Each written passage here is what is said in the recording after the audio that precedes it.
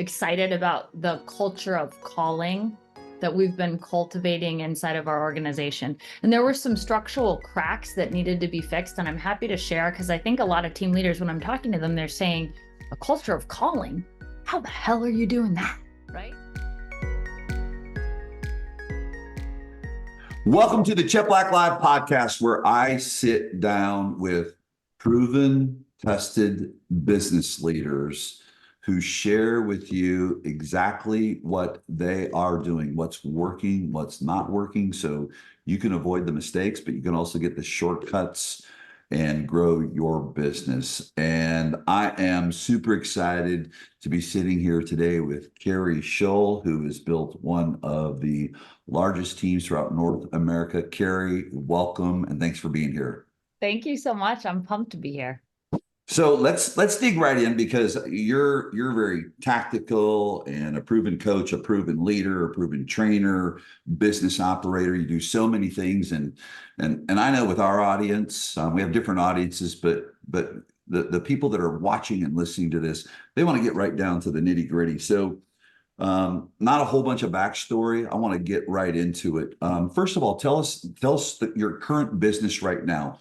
How many agents you have, what marketplace you're in, staffing. So share that with us if you would. Yeah, absolutely.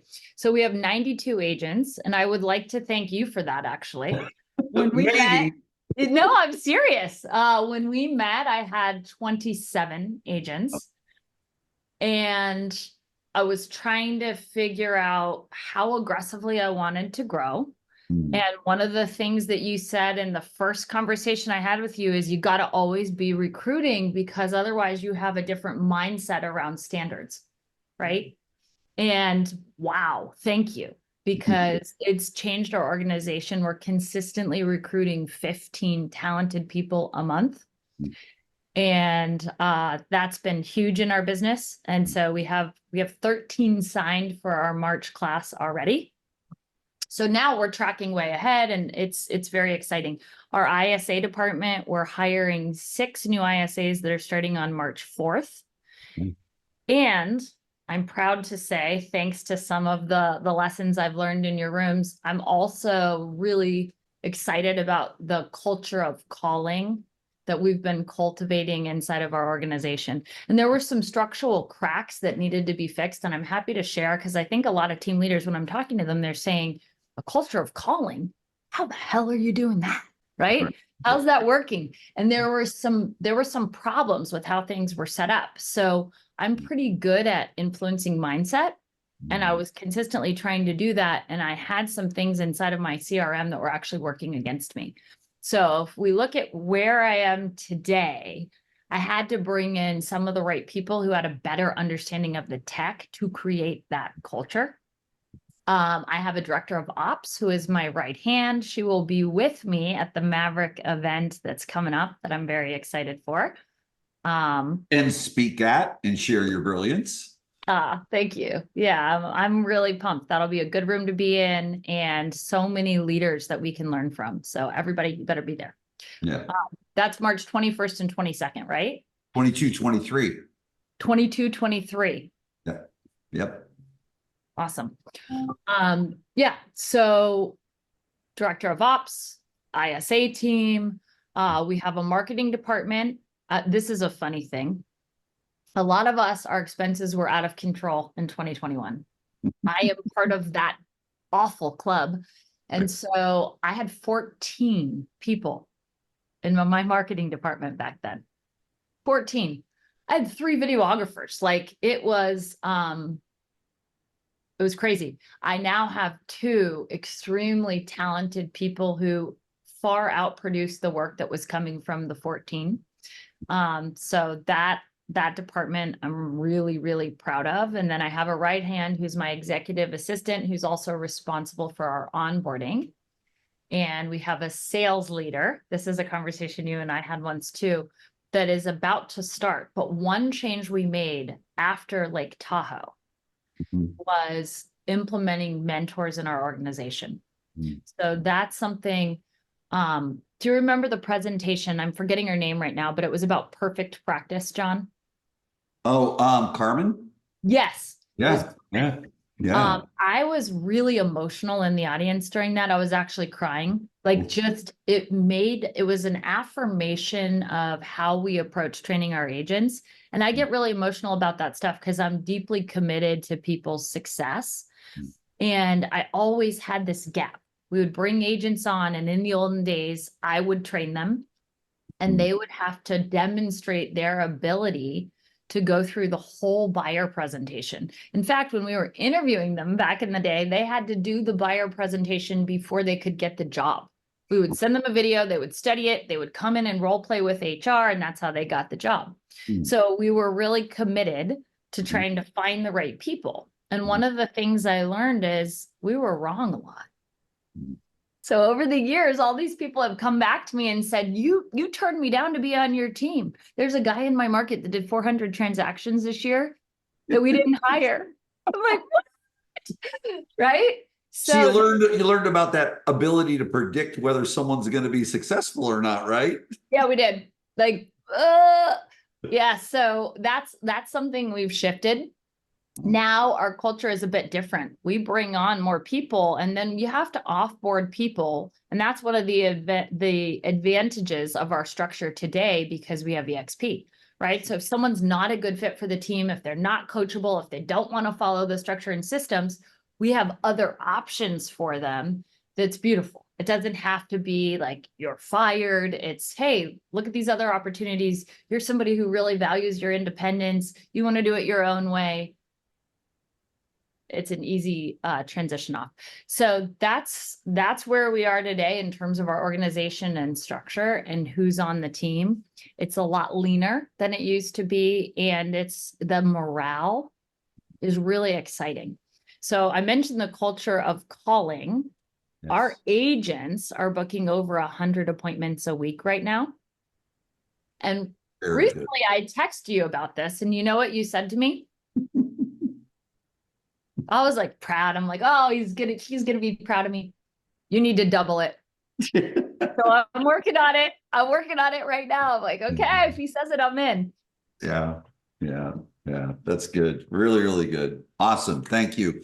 Where, because I think it's important. I think the one identifier, and everyone's a little bit different in their risk tolerance. And I think that's the big one. When I ask this question, I think you'll get that.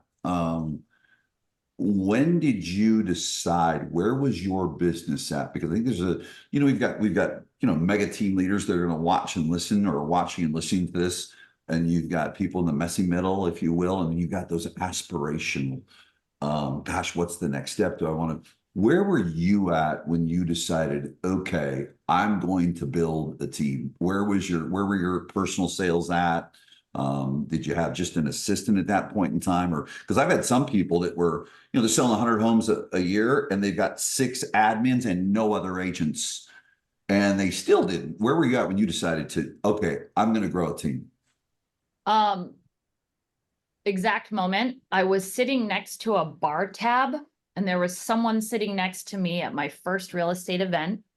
And I always tell the story. I grew up moving a lot. I was that kid that was alone on the playground trying to figure out where I would fit in. Yes. In that moment, I was alone on the playground again. He's on the phone. I'm trapped there. I can't really talk to anyone else. And he's having a really gruff conversation with a client. And I'm listening. I'm like, wow, his bedside manner is, I would never talk to a client that way. Like, in my head, I was thinking, I'm far more talented than he is. He's now a good friend of mine right now. So if you're watching this, sorry. But I was like, wow, I wonder what kind of business he does. So he gets off the phone and he tells me a crazy number of sales volume that he did. I'm like, you did what? He's like, yeah, I have a big team. And I was like, what does that mean? I came from like this little Remax office. There were no teams. I had no idea that teams existed. By the end of the conversation with him, I was like, that's what I'm going to do. I needed social proof, and I needed to understand that it was possible. But as soon as I digested it, I don't want to be that kid that's alone on the playground. I want to be surrounded by people that I can collaborate with and contribute to and build something big. And so I was kind of at that point in my career. I did 19 transactions that year, 19. I went from 19 to 365 in under 5 years. So once I decided, I was like, gas. And my risk tolerance is almost too high. Okay. Yeah. So I think I knew I'm somebody who was always really committed to being a mom, and I wanted to be a present mom. And my mom used to tell me when I was a little girl that you can't have both. Like, you to be a really good mom, because she was a stay-at-home mom, like, you can't have a job. How would that work? How would you?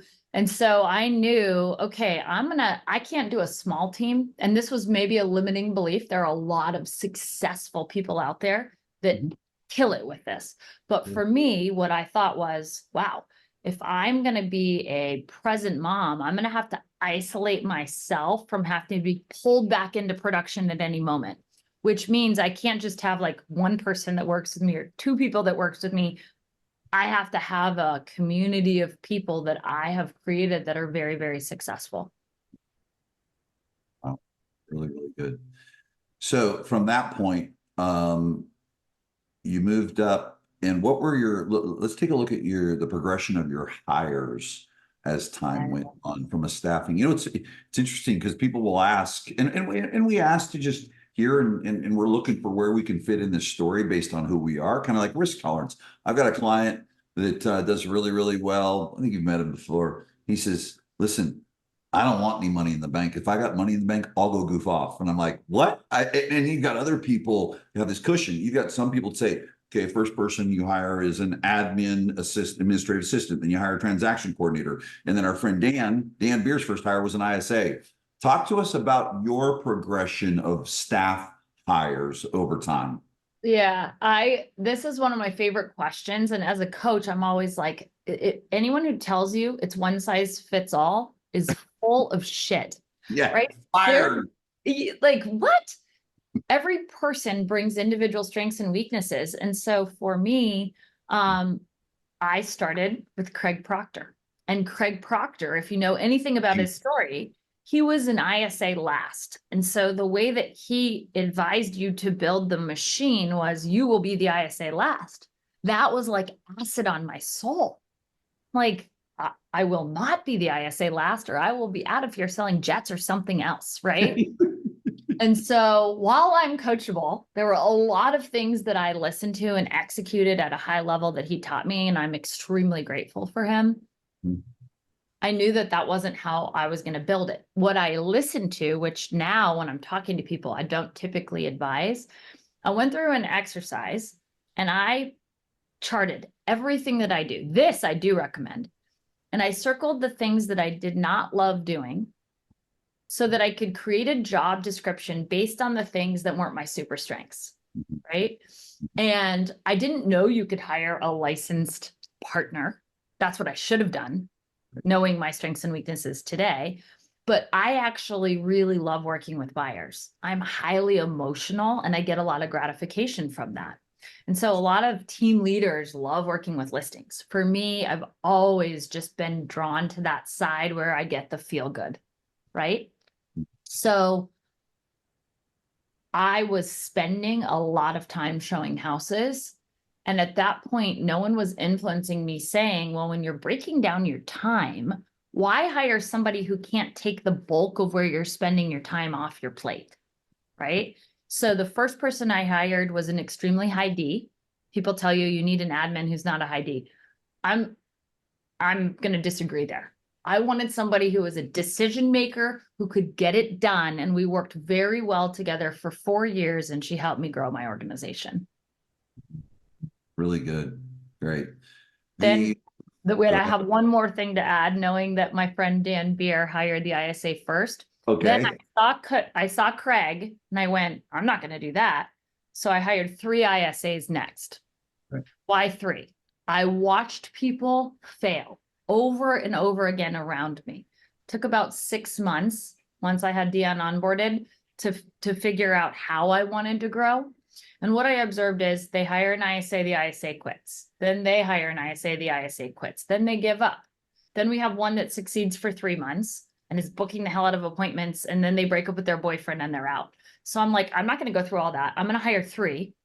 I'm going to be really hard on them. I'm going to train them at the same time, and I'm going to see who makes it. And just thinking logically, if you can create leads and someone can book appointments for you and you can close them, you can turn that into money, and you can turn that into money fast. So part of how I emotionally got comfortable with this idea was like, okay, let's just look at a 90-day period.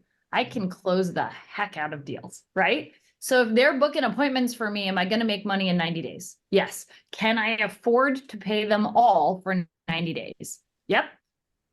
What are the chances they're going to last 90 days? They didn't. 2 lasted. 1 ended up moving to Florida, and 1 stayed for a long time. How many do you have right now? We talked about you're hiring some. Are you going through an entire changeover? Talk about your ISA department today. Okay, so I have always been an advocate of having in-house ISAs. Right. So a lot of everyone I've ever coached is like, which company can I hire to do ISA work for me? Right. So because this is a constant thing that's coming up, I'm testing 2 ISA companies against each other right now. Yeah. Really? I will say this, my ISAs are killing them, right? They're new, but typically if we onboard somebody, they start crushing it really quickly. So I'm telling all my clients, like, listen, I cannot give you my blessing with these companies until I find somebody that can convert at a similar rate. They're never going to convert at the same rate from my perspective. But if they if they're 80% as effective and it's a scalable choice, awesome. So right now, our ISA department, we have 5 internal. We have 4 that are external that we're testing. And the turnover with the external is it's just not been good. So it feels like we're expanding all of this effort. We're getting ready to start a new class of 6 because we're feeling like we just want to have control. And the morale of the ISA, and this, I'm wide open to coaching and feedback here, but I think it's really hard to control the morale when people aren't with you. And that job can be a hard job. So the longevity in the position, I actually have a thank you card that I got right here from one of my ISAs that's been with me for 4 years that got his dream job. I'm going to get emotional even thinking about it, right? That's why we know how to make money, right? And we're here in a for-profit business, but I love that. I mean, that's why we're doing it today. Impact lives, man. Be a vehicle. That's so cool. It's good. It's amazing. And so when you have that camaraderie, and sometimes they're getting a lot of rejection, like the ISA's job from my perspective is the hardest job that we have on the team, right? Yeah. They're chewing rocks every day, and some of them really enjoy it.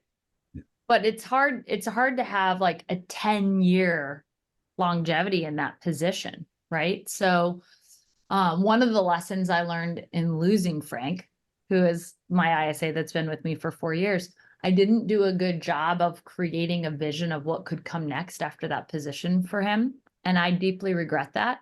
So if there's one thing I would say to someone listening that might have a Frank or a really talented person, like, what's their growth trajectory? And how do you support the vision of that growth on your team? I think I could have done better with that. He probably would be here still. That's so good. It's creating this runway for people.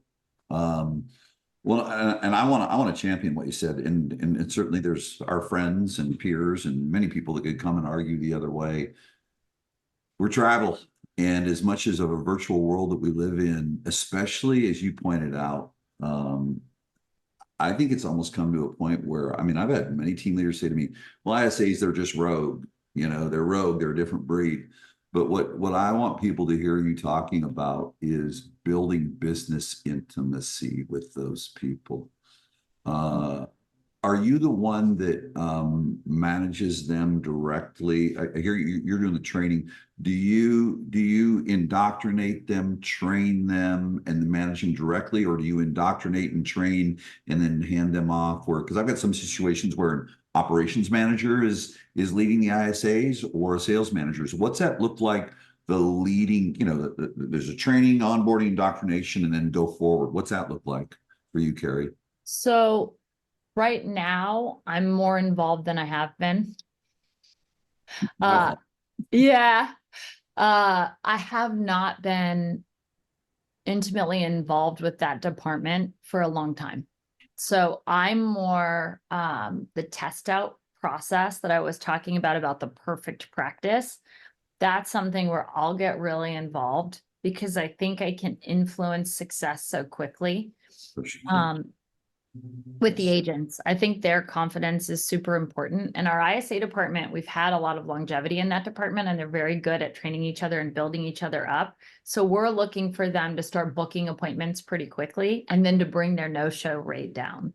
So one of the things that I think is frustrating as you're expanding your ISA department, they're so excited to book an appointment. You're going to have a higher no-show rate at first.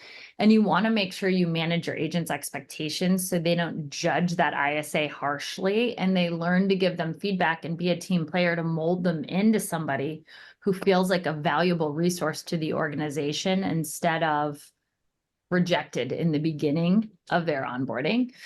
So I'm looking at the OSA ISA distribution report. Something that's unique about how we have our team set up. I don't believe in fair. I have a saying and it starts with a bad word, so I won't say it on here, but it is F fair. So when people are interviewing for our team, I'm big on setting the right expectations. And I'm like, if you're a fair person, like not going to work here. Yeah, right, I like unusual opportunities for talent. And if you're talented, I'm sure that's attractive to you. If you're lazy, that's probably a little scary because you like fair. Please don't come. Yeah, that's really good. So what we do, we put the ISAs in the role of having a lot of power on our team. They bonus based on successful closings. So if you're going to put that strain on them that they need to earn their way to being a productive member of the team, you also have to give them the power to make decisions from my perspective. And so I'm not telling them, give this one to Tommy and give that one to Vanessa and give that, like a lot of people have a leads manager or they round robin. I hate round robin. I think round robin is a really interesting concept and you don't have the power dynamic right on the team. Yeah, good. How so let's go a little bit further in that. Do you have the do your ISAs participate in sales meeting? How do you mesh those two different environments together, OSAs and your ISAs? How do you build those relationships? So we do quarterly offsites. We try and we meet every week. So we, interestingly enough, during COVID, we adopted the 1 week virtual, 1 week in the office, 1 week virtual, 1 week in the office. And as soon as they could, they came to me and said, would it be okay if some of us come in every week?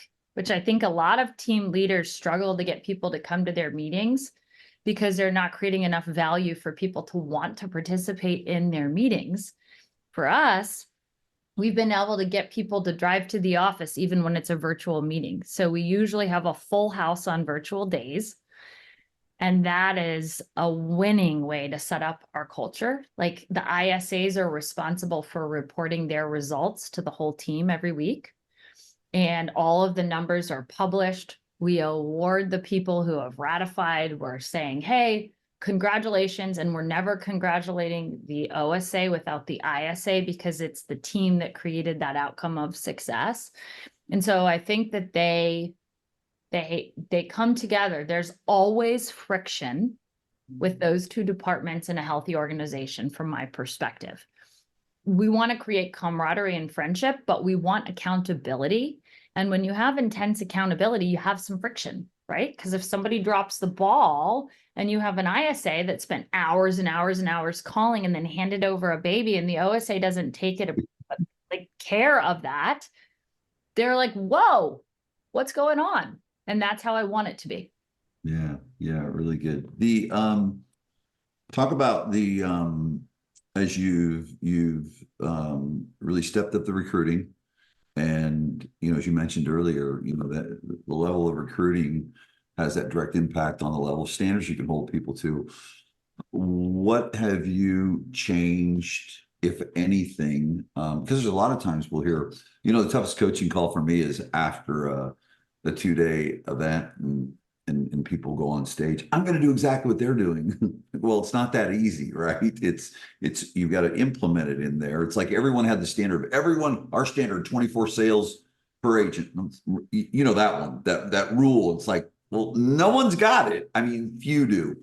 Talk about as the market shifted, and you're bringing agents on, where did you go to as far as standards were concerned of activity, and then adoption in the CRM, and what CRM are you in right now, so everyone knows? Yep. So I'm in Follow Up Boss. I mentioned earlier, which by the way, I think is the best CRM that exists for teams. I used to be, as a coach, like, the best CRM is the CRM you're going to use. Now I'm like, do you want to grow? Yeah. Yes. Okay, then you have to use Follow Up Boss, like Right. just period. But Good. anyway, they don't pay me to say that, by the way. I just No, think that in right? my business, I used to use Confusionsoft, that had to be. I've got it. Keep. Now it's keep. Yeah. That takes me back. So anyway, I looked at it and I'm like, what do we need to do to increase our standards? Sure. And you were saying, hey, you have to have a minimum standard on calls. So for me, I didn't come back and implement a minimum standard after the first event. I had to look at myself as the leader first. What is preventing my team from being successful in making calls? So one of the things I discovered, and I brought in 2 people who I regard very highly, their opinion. One was Grant Wise, who's been a very, very good friend of mine for a long time, and I just trust him, and I know that he has Introduced us. He was part of that introduction. Him, I think Veronica, there was this web that got us together Yes. for a coffee meeting in Fort Lauderdale a year ago. Yes, absolutely. Yeah. Yeah. So I said, Grant, I need your help. Like, I want to understand what is not creating the maximum opportunity for results for my team with calls. Okay. So they kept saying they were calling on top of each other. I just called this person and did it. So we created a FUB guide. It is literally like every SOP, every process that we needed to boil into this system so that the agents would be successful. So that's the first step I took after coming to your event. And then I started working with Freddie, and Freddie said, okay, we need to coach the agents to change their dialogue with stale leads. So I always was a Craig Proctor, like more script focused person. And he's like, no, we got to throw that out. Like, let's not do that. And I heard you saying that. And so I was looking for, what do I need to do to upgrade my skills and giving the right feedback to these agents so they have more emotional connection with the prospects. So we have pods within our organization. As part of our mentor strategy, we're like, we've got to upgrade the conversational ability of our team. So we started training them in small groups and encouraging them and talking through, well, how do you enter in when the circumstance is X and Y and all of these things? And then we started to slowly encourage calls. And we had a couple people who were doing well, and we reinforced their results. Like, I have one person on my team that was having 10 conversations and booking an appointment. I've never seen somebody with that kind of stats. Usually it's like 85 to 100 conversations to book an appointment, right? And if you're upgrading their skills, maybe you can push that down. But I mean, even that, if you knew 85 conversations and I'm going to book an appointment and here's my conversion and the certainty is a big piece of it. And so studying all of the numbers so we can provide more certainty for them is huge. But I'm looking for those stats within our organization to call out in those meetings to reinforce the right behaviors. And then I'm trying to combat the people that I see that are not at the right emotional state to be successful, right? They have this bullshit story. Really good. You're having like a moment over there where you're like, so you know it. They have this idea like it won't work for me. Too many people are calling the leads. So I just had a heart-to-heart with one of my agents that's been with me for years. And he said, yeah, what I'm seeing with the leads is a lot of people have called them. So, you know, that's interesting. I'm glad that you brought that up. Have Great you also seen observation. in the meeting? Have you also seen in the meeting that a lot of your peers are booking the hell out of appointments? We're booking over 100 appointments a week. You've seen that, right? And he's like, yeah. They're calling the same leads that have been called. So where'd that garbage come from in your head that's telling you these brand new people can kick your ass? Like, where'd that come from? I don't understand. You're amazing. And he's like, right? It's simple. It's super simple, but you actually have to be willing to have the hard conversation and confront that limiting belief or the misperception that they have that might have existed in the past. Because in the past, before we made these foundational changes, and we had to change the structure of our follow-up boss too, because they were calling all over each other because they weren't following standard operating procedures. And the very first thing that I had to do, if it didn't happen in FUB, it did not happen.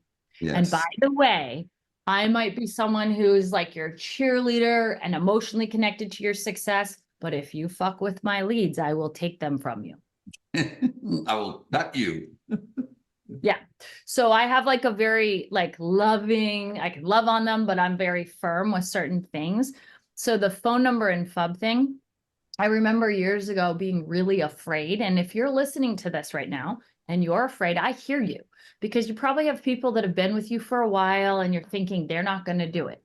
Well, here's the thing. It actually benefits them to do it.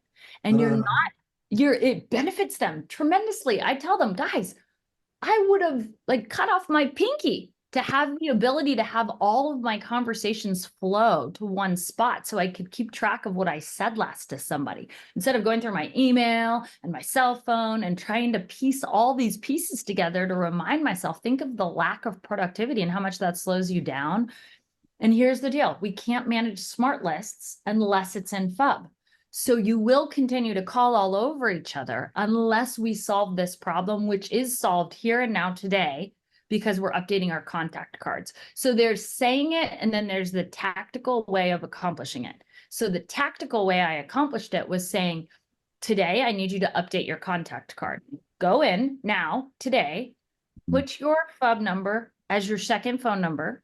I want to make sure you have a nice picture. I want to make sure your profile says the Keri Shull team and realtor under company name. So if someone forgets your name, they can search for you. And then make sure your home phone number is not in there and text it to me right now. I personally audited every single contact card. And then I said, now go share that with your client. Let them update the contact card. So when you text them, it's still coming from you. And all of these concerns that you have are eliminated and you get to have more efficiency. And then I had to audit the behavior to correct it so that I could have that standard. Really good. I love it. So let me ask you this as you've gone through this, because this is a lot of what people are experiencing.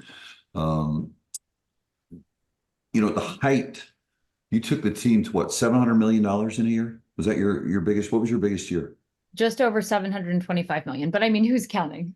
Right. But it's all, and I think a lot of people, I mean, listen, we go through different markets and listen, that's in your resume. It's proven. You've done it. Congratulations. End of discussion, period.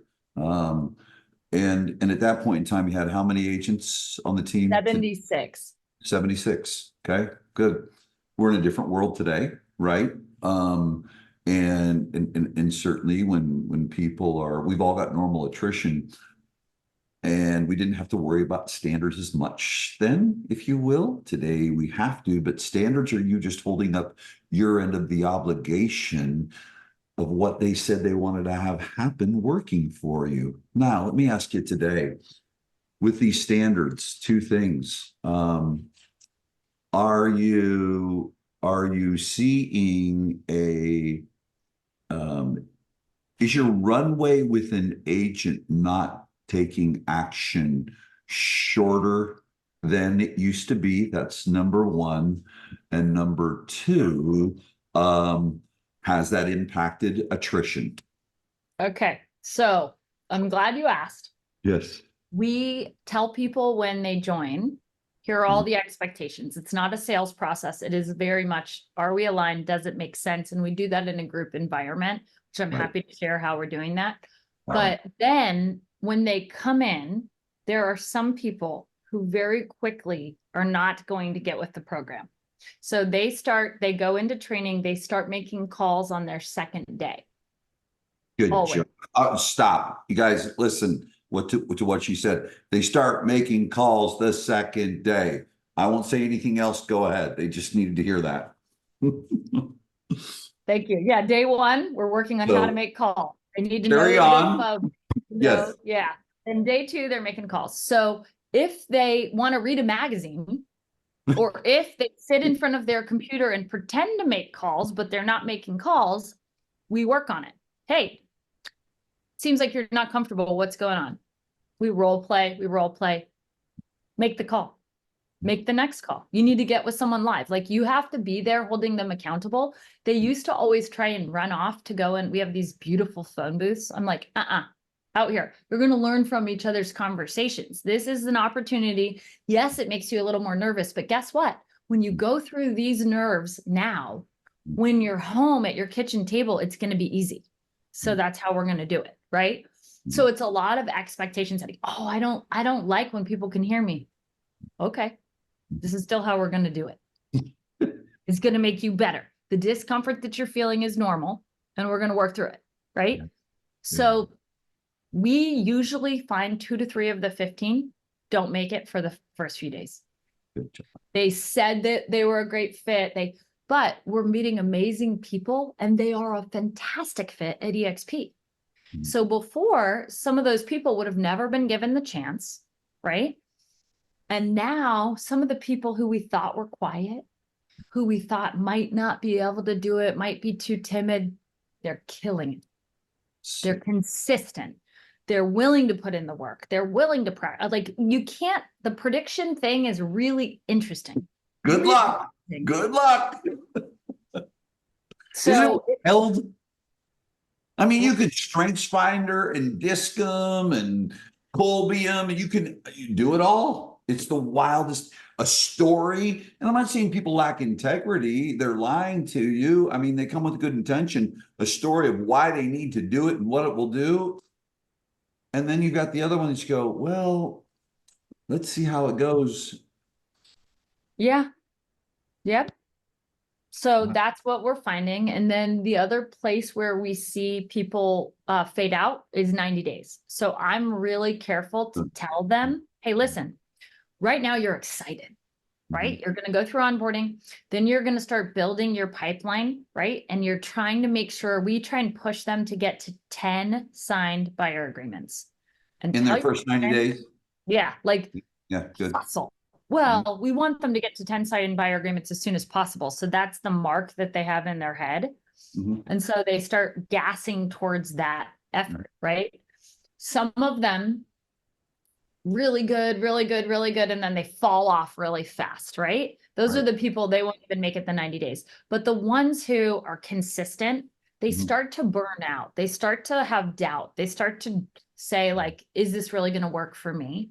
And so what I always try and do, like there's a girl named Tatiana on my team, and I have something called Coffee with Keri. It's literally a 30-minute meeting where I have coffee with the agents. They can come via Zoom. They can come in my office and they can ask me anything like business, life, being a mom, like anything. So she came, and sometimes it's really small. It might be 2 people. It might be 20 people. Like you never know. And they're not judged if they come or not. I want it to be a needs-based decision. Like if you want to learn from other people talking and you don't want to talk, that's okay. Just come and listen. But if you have a question, I want to be here to support you, right? So this is a way I combated the idea of like, I don't hear from you enough.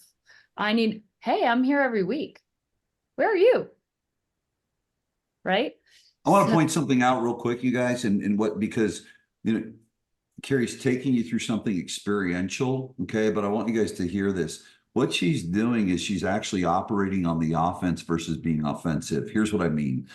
agents receive when we're telling them what to do and do this and do that, come to this, come to this, come to that, they receive it as offensive. Now, feelings are a choice. That's their thing. What she's doing is being on the offense and, hey, here I was, where were you? So I just want people to see that. You see that power. See, that right there is what Keri's demonstrating is not control. She's demonstrating power, so she has control. Anyways, I love it. Very good. Very Thank good. you. So Tatiana comes in.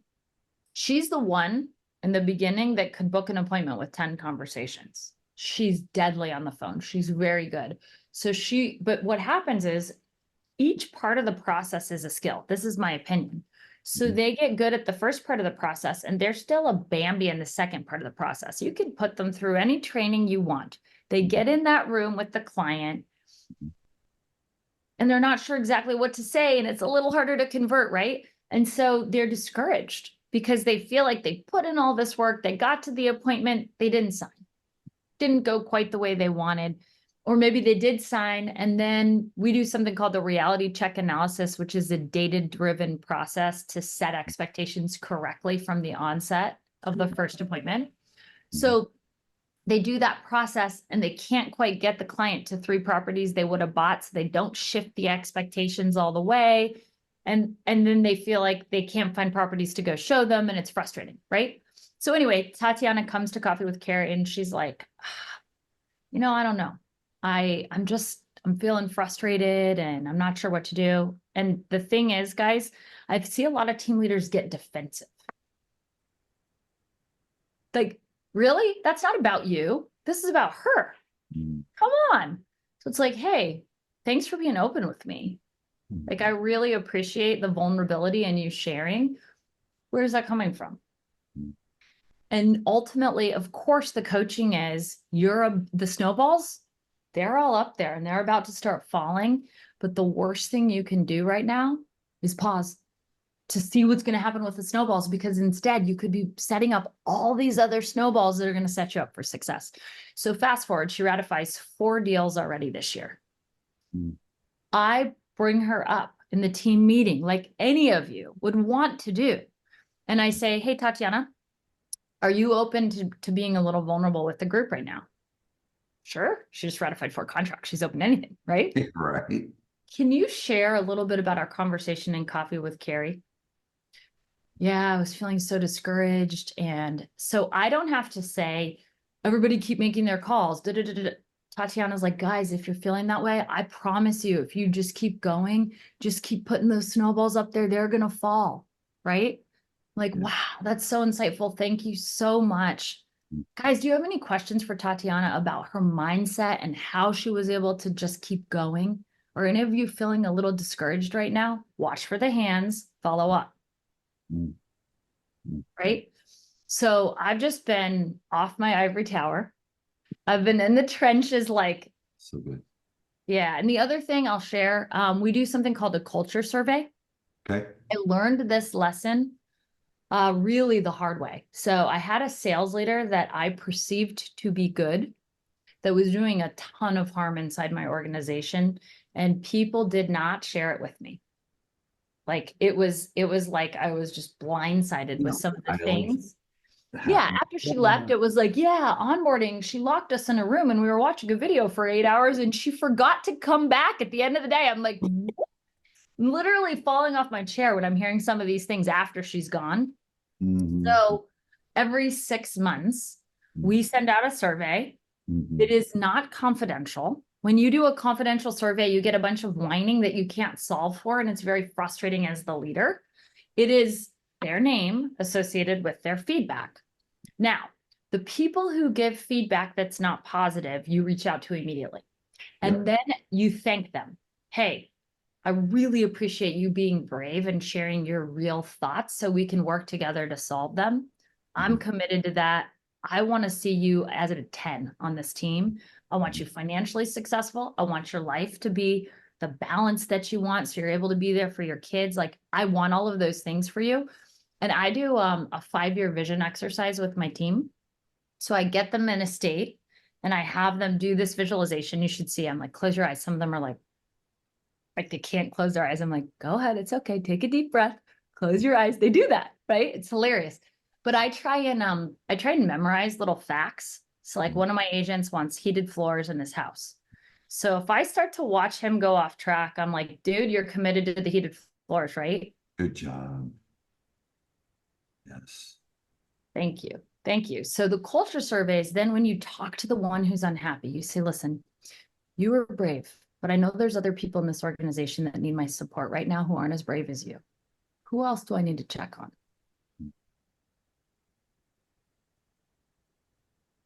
Business intimacy. It's really, really good.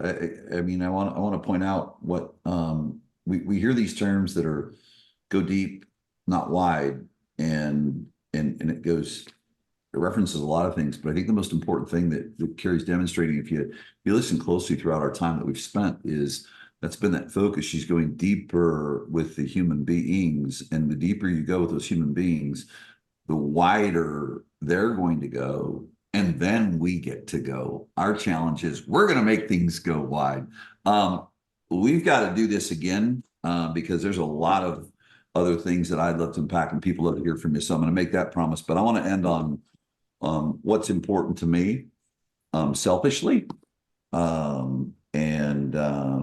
think really important to you. And it comes from a theme of women in business. You know, my mom was a single mom working 3 jobs when we were 4 and 5 years old, and our father drowned, and she got, I think, $135 a month Social Security total.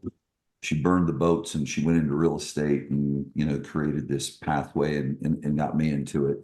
The bottom line is women in business, you know, the remarkable accomplishments that you have had, you continue to have. You're a lighthouse for other women. And that's just really important for me to endorse that. You know, women come from different backgrounds and situations, their circumstances, but you know, I think it's your responsibility to empower and be a pathway for women. You're a mom, you're a wife, a friend to many, coach to many.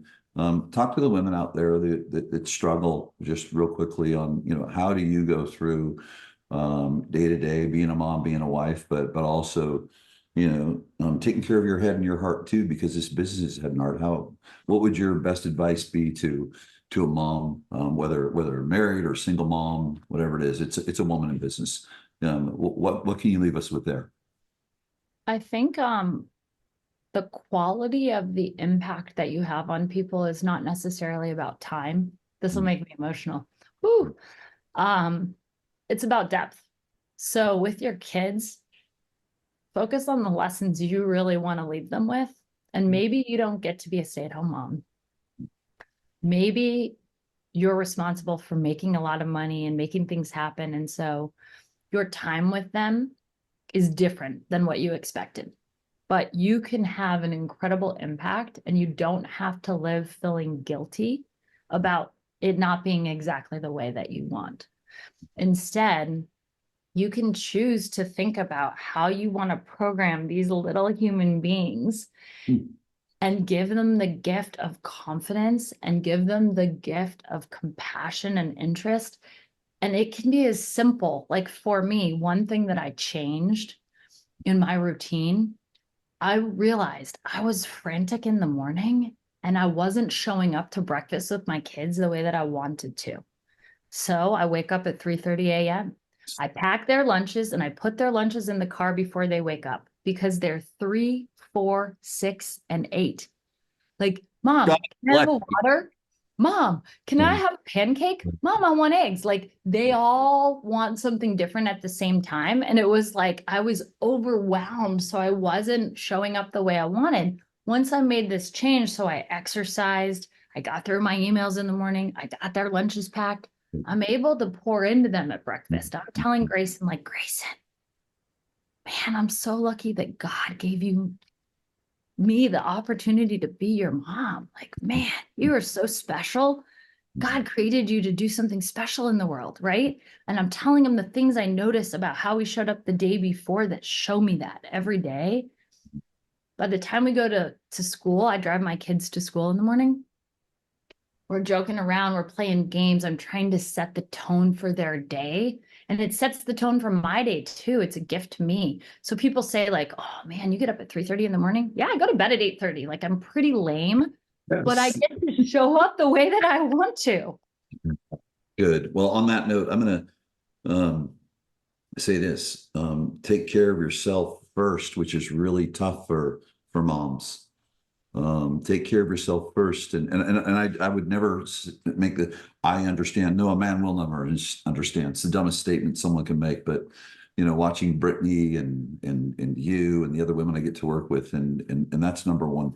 Take care of yourself first. And then just from an observation standpoint, and then you can take care of others at a high level. All I know from observation is that's a tough one, but you just heard Keri share it.